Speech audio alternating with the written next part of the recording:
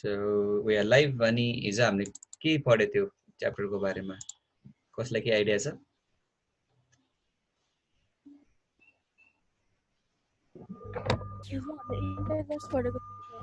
Laws of integers. Very good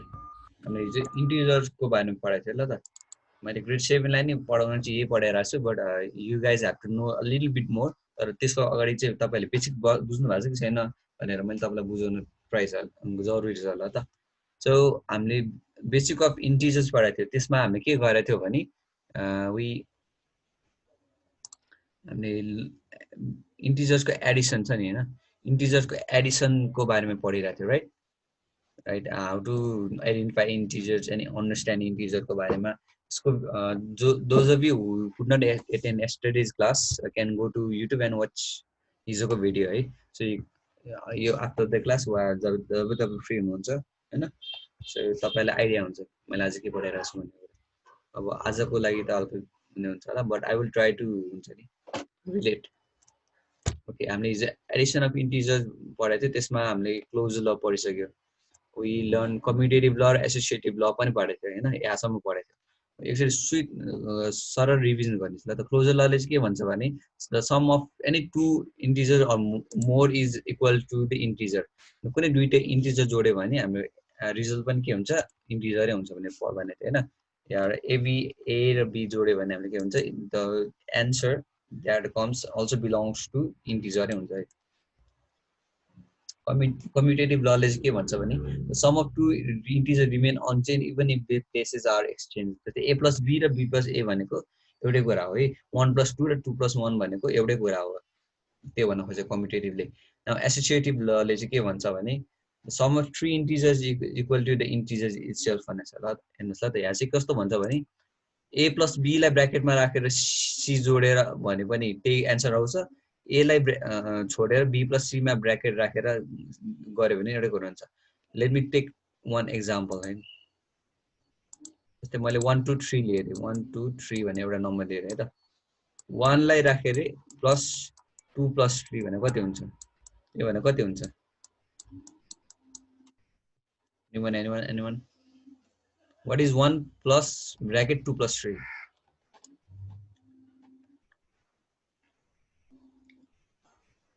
guys 6 all right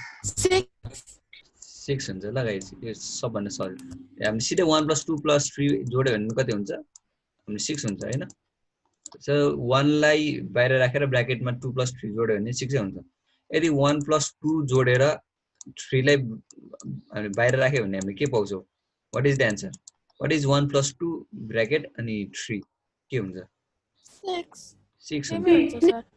so हाम्रो लले चाहिँ के भन्छ भने नो म्याटर हाउ जसरी तपाईले एबीसी तीनटा इन्टिजर जसरी एड गर्नु भयो भने हाम्रो आन्सर चाहिँ के हुन्छ सेम हुन्छ भन्छ है त यति बुझ्नु पर्छ तपाईहरुले है त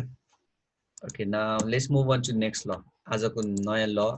that is additive law of zero यो बुझ्न धेरै धेरै जरुरी छ है एडिटिभ ल र एडिटिभ इन्भर्स भन्ने छ एडिटिभ ल अफ जेरोले चाहिँ के भन्छ भने तपाईले जुनै पनि इन्टिजर छ त्यो एउटा इन्टिजरलाई तपाईले जेरोले जोड्नु भयो भने के हुन्छ त्यो इन्टिजर चेन्ज हुँदैन रे त्यो इन्टिजर सेम हुन्छ रे एक्जाम्पलको लागि दिएछ हामीले 5 भन्ने इन्टिजर छ 5 इन्टिजरलाई जेरोले जोड्यो भने त्यो 5 हुन्छ रे जेरो इन्टिजरलाई 6 -6 ले जोड्यो भने के हुन्छ रे -6 हुन्छ रे any integer a plus 0 equals to a नै हुन्छ रे for example give me one integer त्यो इन्टिजरको एउटा एक्जाम्पल दिनुस् त any one of you 7 okay 7 plus 0 कति हुन्छ 7 7 यसले चाहिँ के भन्छ भने no matter what ever number integer it may be from 1 to 1 billion हैन हाम्रो -1 2 जति नै हुन सक्छ हैन त्यसलाई हामीले हुन्छ नि जेरोले जोड्यो भने त्यो इन्टिजरै हुन्छ रे दैट इज इन्टिजर इज 7 यो कुरा यही आउँछ रे है त यो कुरा बुझ्नु भएको छ भने I will ask you one question what is 0 plus 0 anyone who knows जसले बुझ्नु भएको छ दे क्यान आन्सर है त what is 0 plus 0 0 yes 0 plus 0 is 0 okay what is 0 into 0 0 हुन्छ है त what is 100 plus 0 100. 100. 100 हुन्छ 100. so what is 100 into 0 Zero. 0. 0 0 0. you should not forget one thing कि anything जुनै पनि एउटा नम्बरलाई तपाईले 0 ले एड गर्नु भने the number remains the same but कुनै पनि नम्बरलाई तपाईले 0 ले मल्टिप्लाई गर्नु भने the number becomes 0 यो दुईटा रुल सम्झिनु पर्छ तपाईहरुले have you guys बुझ्नु भएको छ भने I'll say the last rule हाम्रो त्यसपछि I will move on to question है त okay for every integers अब हाम्रो additive inverse छ यहाँ चाहिँ हैन for every integers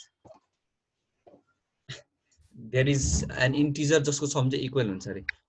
कुनै दुईटा नम्बर यस्तो हुन्छ रे जुन चाहिँ हामीले जोड्यो भने त्यसको सम चाहिँ 0 हुन्छ रे त्यो दुईटा नम्बर जोड्यो भने 0 हुन्छ रे for example +5 - 5 what is +5 - 5 0 right what is yes +1 0. +1 - 1 0 +2 - 2 0 यस्तो दुईटा नम्बर यस्तो हुन्छ रे जसको दुई जोड्यो भने चाहिँ के हुन्छ 0 हुन्छ रे अब यसमा तपाईहरुले एउटा बुझ्नु भएको छ कि छैन मैले एउटा बुझाउन खोजेको कुरा यो जुन चाहिँ क्लास 7 लाई थाहा छैन तपाईहरुले आई थिंक पढिसक्नु भएको छ होला है यो पार्ट देखिरहनु भएको छ तपाईले यो नम्बर +5 प्लस ब्र्याकेट -5 यसको कसरी 0 भयो देखिरहेछ सर क्यान एनीवन एक्सप्लेन यो कसरी 0 भयो भन्नाले यो प्लस छ यसमा हैन एडिङ दिस 2 चाहिँ कसरी 0 आयो तपाईहरुले बुझ्नु भएको छ कि छैन भनेर मैले टेस्ट लिएको ल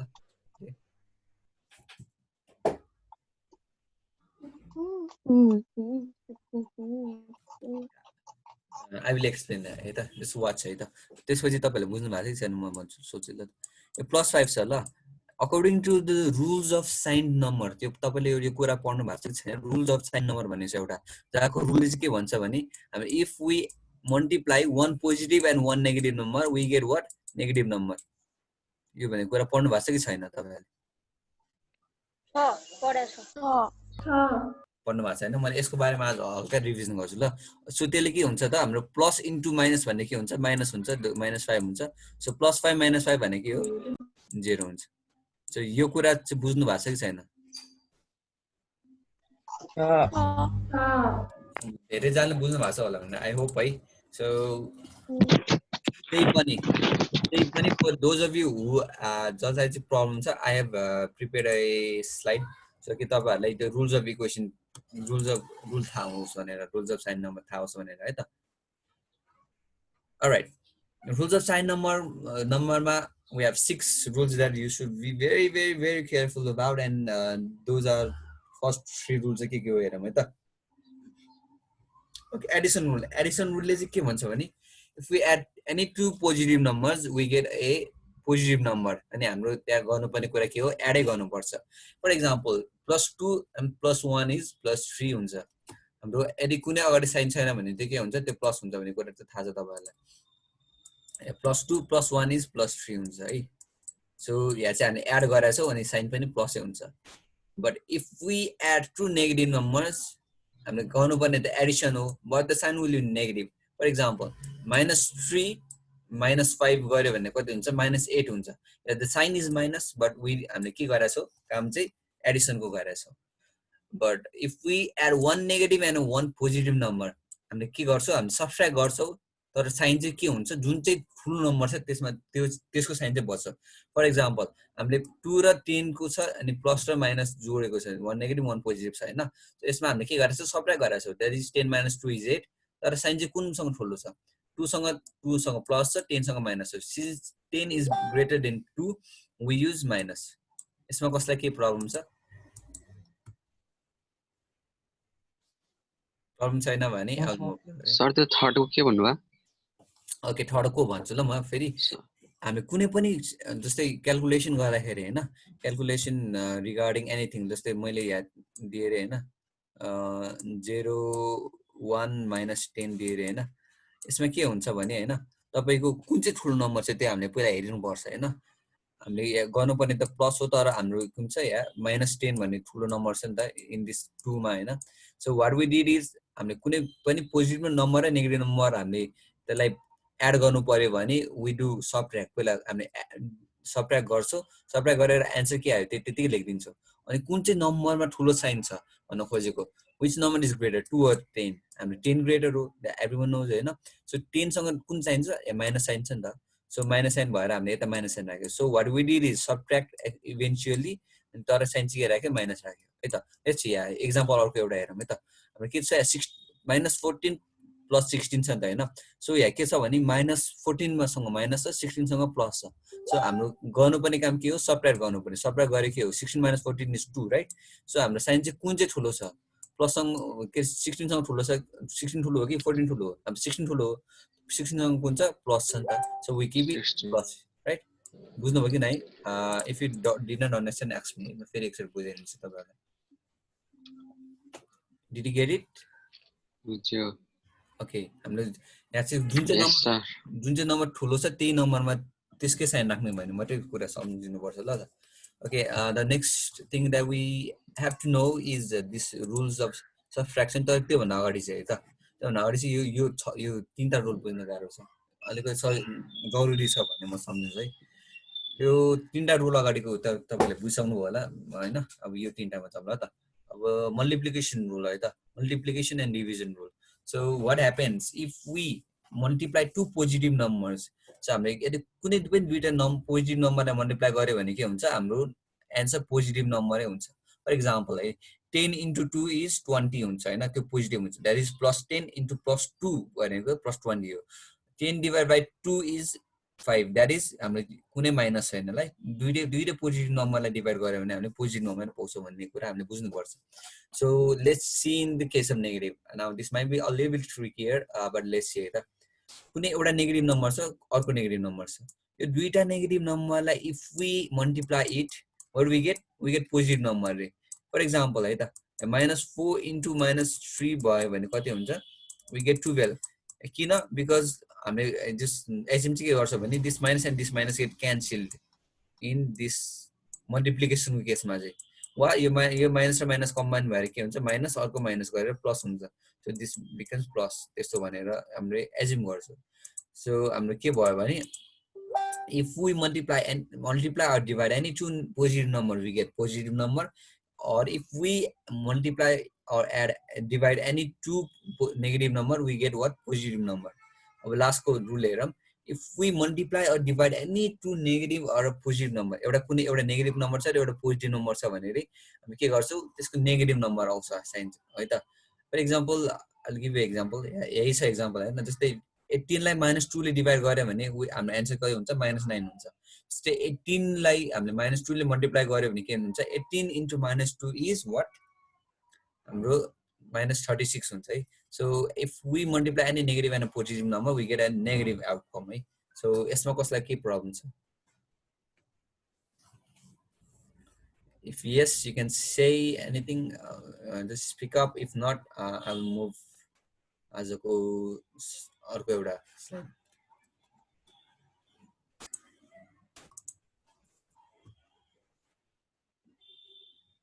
फेरि गर्दैछ हाम्रो संख्या अलराइट सबट्र्याक्सनको रुलमा हेरौँ ल त हाम्रो सबट्र्याक्ट गर्ने रुल भनेको तपाईले एडिसन र मल्टिप्लिकेसन बुझ्नु भयो भने यो धेरै सजिलो छ है त so here what we do is simply जस्तो मल्टिप्लिकेसन र एडिसनको रुल फलो गर्छ हल्का फुल्का है त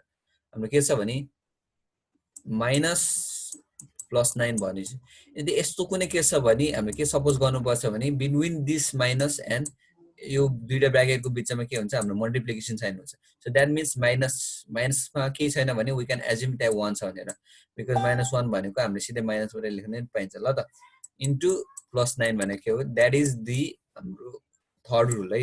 नेगेटिभ र पोजिटिभ मल्टिप्लिकेसन एन्ड हाम्रो आन्सर कति हुन्छ -9 हुन्छ है त guys so that's how you get this -7 * -9 अनि हाम्रो दुईटा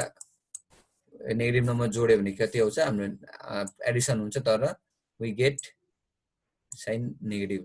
त्यो भन्ने कुरा so if you understand the first and third rules त्यो यो बुझ्न गाह्रो छ okay this much for today आजको भिडियोको लागि चाहिँ है त